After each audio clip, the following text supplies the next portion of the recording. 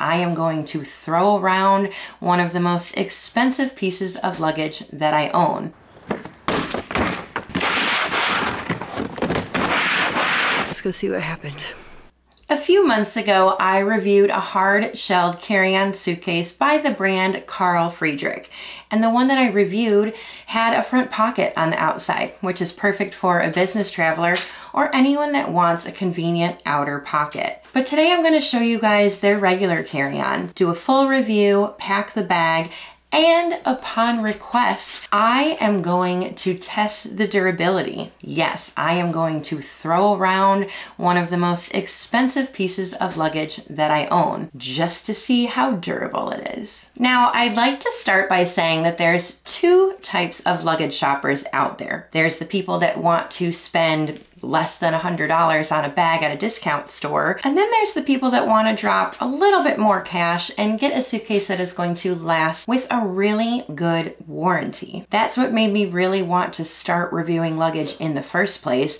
I can't tell you guys how many times that I bought just a discounted bag. Adding all of those together, I could have bought one really nice bag with a warranty. Anyway, that's what this company is all about. A sticker shock for some, or a good investment for others. Friedrik has a quote on their website that says, "Bags should last and suitcases shouldn't falter. Accessories must perform over a lifetime's worth of journeys." And I totally agree with that. They also say, "We define quality as choosing premium materials and obsessing over design details, meaning superior durability. This reduces the waste associated with short-lived, flawed products. You continuously replace them when you could just get one of these." They said it so much better than I did. So here it is, the carry-on from Friedrik. Let's get this review started. And please consider subscribing to the channel, especially if you want to find the best luggage and travel accessories, and if you want to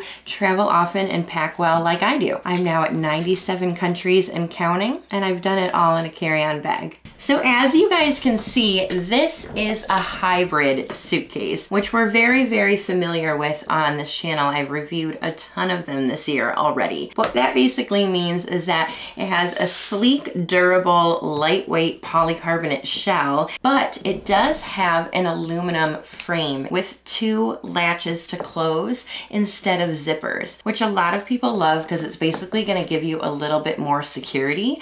Sometimes with those zippers, you can just actually use a pen and bust into them. Before we take a closer look inside and out, let's go ahead and weigh and measure this bag in person. Because if you're going to invest in a bag, you want to make sure it's going to work on every airline that you typically fly. Of course, when we do the measurements, it has to include the wheels, the handles, and everything that sticks out on the bag. So from the very bottom of the table to the top handle, it is just about 22 inches. With the sides, we have to consider this handle and the feet on the other side, which is just over 14, I'd say. And then the depth is 9. So I do think this will be good for international travel. Most airlines allow for 45 linear inches, and that's how big this bag is. If you want to know which airlines allow which size luggage and personal item, in the description down below, I do have a link to a list for over 160 airlines worldwide. We also have packing lists and templates for trip itineraries. All right, so now it's time to weigh this bag, and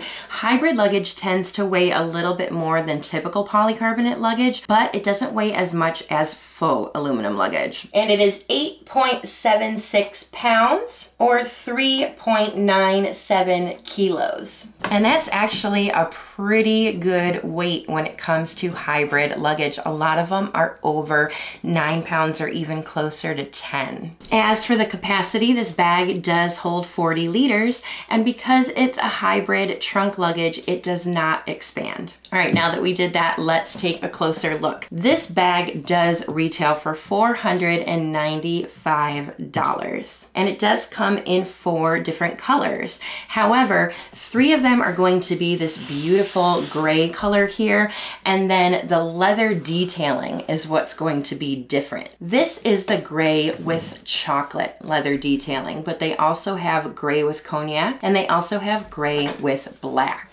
And then if you don't like the gray, way, you can do a black polycarbonate shell with black leather detailing. And I think that looks pretty sleek too. Now I really do like the look of this polycarbonate shell because it has these vertical grooves all the way around and has just a lot of straight lines everywhere. And I think that can just make the bag look really nice and sophisticated. And this stripe here, that goes all the way around, and that is the Vachetta leather, which is a very premium leather. It is vegetable dyed, giving it a really nice natural finish as opposed to dyeing it with chemicals. So you have that leather detailing here as well as on this handle and this handle on top.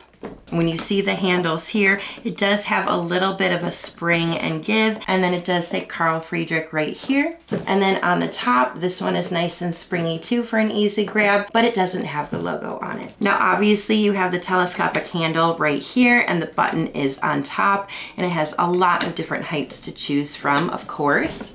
We'll set this down. Feels normal to me. And what I also want to do is measure the width of this handle, just because people want to make sure that their trolley sleeve of their favorite personal item is going to fit on the handle, because not all of them do. And this handle is 6.5 inches. So make sure that you use a personal item that is at least 6 3/4. And here on this side, you can see the aluminum frame really well. And I do like that the color really matches with the bag. And it does have these rivets, which I do think I really like. Some aluminum frames have rivets and some don't, but I think it gives it a really nice look. And on this side, you're going to have 4 feet right here, so that if you want to place your bag down, you're going to be able to rest it on those. And then let's talk about the most important side. This is the side with the latches, and this is how you're going to open your suitcase. So again, the frame goes all the way down, and you have 2 rectangular latches. And all you're going to do to open it, just press these down, press this one too, and then it opens. And then when you want to shut it, press, and you're done. And on each latch is a different TSA lock. So you can have one combination here and one combination here for extra security. Now, as for the wheels, you guys, these are Japanese Hinomoto 360 wheels, which are the gold standard when it comes to wheels on luggage. When we test the durability of this luggage later on in the video, we will test the wheels as well, because the last time I reviewed Carl Friedrik, that was a request from some of you guys. Okay, now let's go ahead and open the bag and show you guys the inside. There we have it. So you guys, I did opt to get 2 compression pads. It's automatically going to come with just one, but for an extra $45, you can get a second one, which I personally love because I want both of my sides to be covered somehow. If I'm going to have packing cubes on one side and looser items on the other side, like shoes, something like that, I don't want things to just fall out. So I do love and recommend the second compression pad. So let's talk about this side first. It does have this buckle, which I do think is nice and secure. And of course, this strap here, this is as loose as it will get, and then you can tighten it up.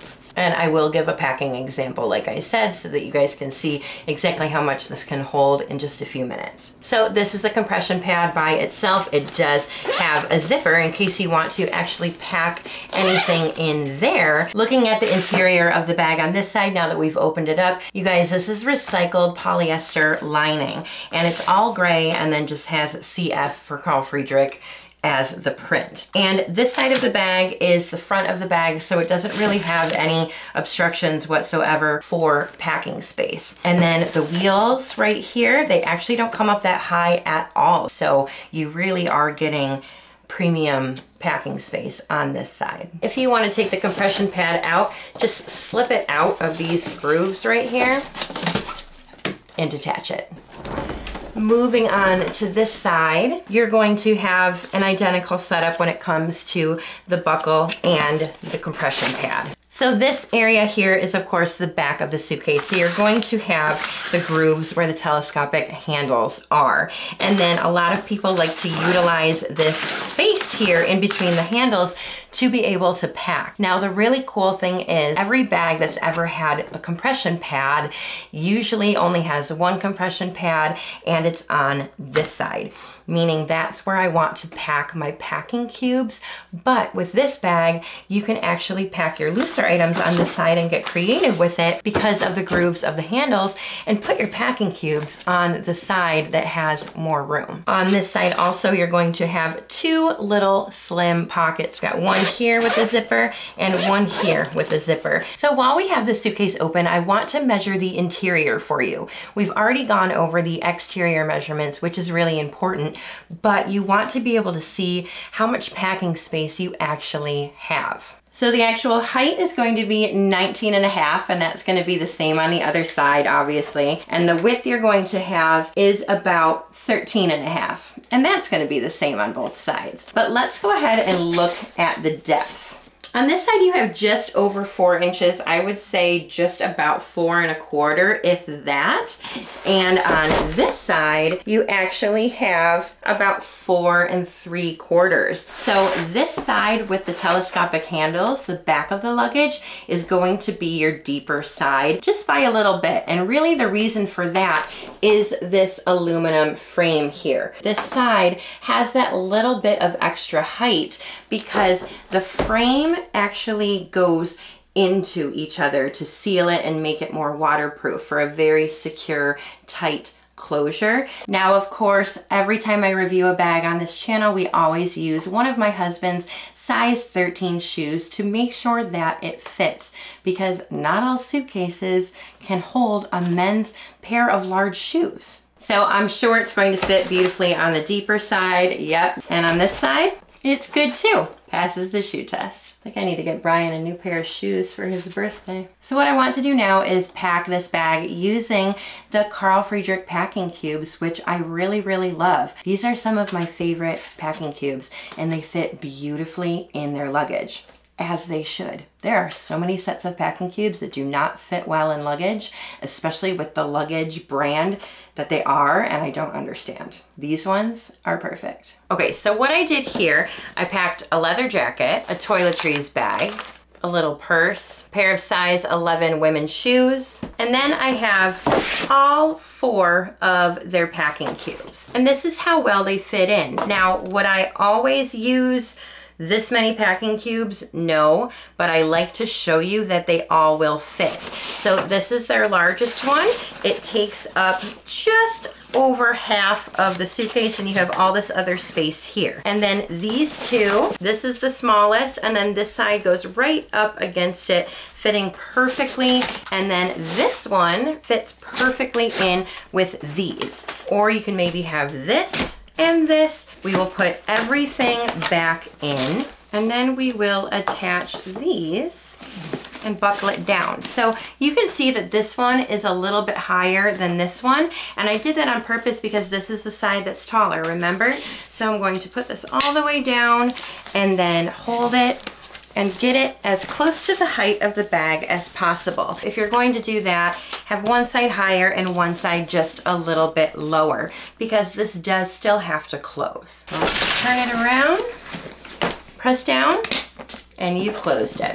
Now I know you guys are gonna ask me to weigh it now that I have packed it, and I usually don't like to do that. What I pack can definitely differ from what you pack, and I filled it with absolutely random stuff, but let's do it anyway. It is 24.5 pounds. Let's see in kilos, 11.15. But again, there's 4 packing cubes in here, which isn't always necessary, and I overpacked it a little bit. So now we are going to do what probably a lot of you guys have been waiting for. I'm gonna take this bag outside and smash it around a little bit to see how durable it is. And before we do that, I feel like I really need to talk about their lifetime warranty and the fact that if you buy this, you have 100 days to actually use it. And if you don't like it after 100 days, you can still return it, no questions asked. There are a lot of luggage companies out there that have a 100-day policy, but you can't actually use it. With Carl Friedrik, you can use it, which is incredible. All right, let's go throw this around.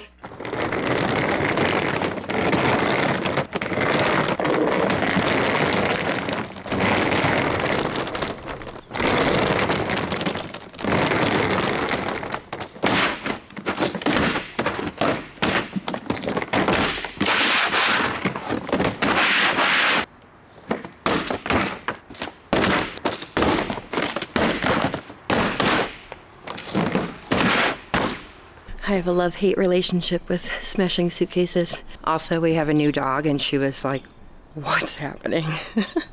All right, so here she is since going outside, and I'm gonna talk about it, but I'm also going to bring the camera in and show you guys some close-ups. Here on the top, there are some little minimal scratches. There isn't any scratches really on this front that you can see that well, but on the sides, there's little minimal scratches. So when you look really close up, you can see them, but I feel like from far away, you really can't. But what I can really see is this corner that got pretty beat up, and those are a little bit deeper. A lot of different hybrid carry-ons or trunks will have corner guards here so that you can protect the corner a little bit more, and Carl Friedrik doesn't have that, and maybe it should. This side is pretty virtually unscratched because you do have those feet. On the back, you have some little scratches up here, mostly in the corners.